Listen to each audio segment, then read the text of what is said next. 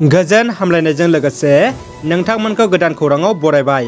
अन्नानै नोंथांमोना बे रादाबखौ जोबजासे नायलां। लोगोसे भिडिअखौ लाइक, कमेन्ट, शेयार आरो चेनेलाव गोदानै फैदोंब्ला साबस्क्राइब खालामनो गुरै खावलायबाय। दानिया फैदो लोगोफोर रादाबखौ मिथिलांनि। गिबि खौराङाव दङ बड'लेण्ड बिकास यजनानि गेजेरजों 14 नं चिरांदुवार UPPL ब्लक कमिटिया दिनै गोबां बिबांनि गेलेग्रा बेसादफोर राननानै होदों। 14 नं चिरांदुवारनि सिङाव थानाय गासै 65टा रेजिस्टार क्लाबफोरनो गोबांथार गेलेग्रा बेसादफोर राननानै होदों। बे राननाय हाबाफारियावनो बाहागो लादों बिटिआरनि एम रन्जित बसुमतारिया आरो गोबांथार UPPL दोलोनि गागि दैदेनगिरिफ्रा। गुबुन फारसे दिनै हेन्डलुम एन्ड टेक्सटाइलनि जोहै जि दाखाबाय थानाय सा 10 आइजोनो हिसान रानना होदों बिटिआरनि गेलेमु आरो हारिमु बिफाननि मावफुं सोद्रोमा दावबायसा बर'आ। भारतनि डिफेन्स मिनिस्टार राजनाथ सिंहआ आसामाव दावबायफैदों। मिरु रैखाथि मन्थ्रिया गुवाहाटी बिरखं गाथोनाव ओंखारफैयो। बिथांखौ आसामनि सानै मन्थ्रि रन्जित कुमार दास आरो चन्द्रमोहन पाटवारिया बरायो। मख'नो गोनांदि मिरु रैखाथि मन्थ्रि राजनाथ सिंहआ माखासे गोनांथार खामानि लाना आसामाव दावबायफैदों। बिथांखौ गोख्रों रैखाथि होना गुवाहाटीयाव लाना थाङो। बरलागाव थेंफाख्रि लाइब्रेरिनि 44थि रंजालि बैसागु फालिनाया साननैनि मेहेरगोनां हाबाफारिजों खुंफुं जालांबाय। मैयानि जोबथा साननि हारिमु देंखो मोनाबिलियाव गोबां बर'नि मुंदांखा मेथाइ रोजाबगिरिफ्रा मेथाइ रोजाबना बयखौबो रंजाहोलाङो।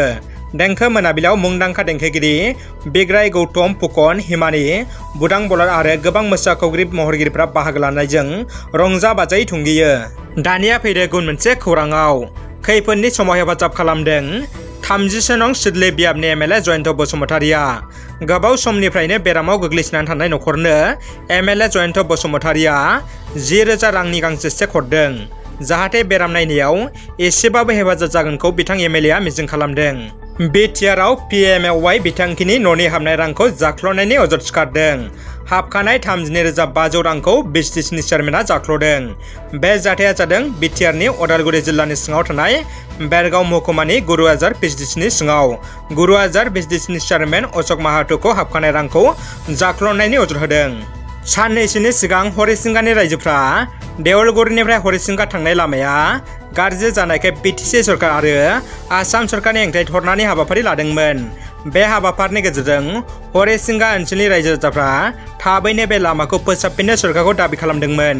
दिनै बे लामाखौ BTC सरकारा फोसाबना होनो थांखि लानाय जाबाय आरो बे लामाखौ 1.5 बोसोरावनो फोसाबनो थांखि लाबाय होनना बिटिआरनि डेपुटि चिफ गबिन्द चन्द्र बसुमतारिया बुंथियो। दानिया फैदो जोबथा खौराङाव।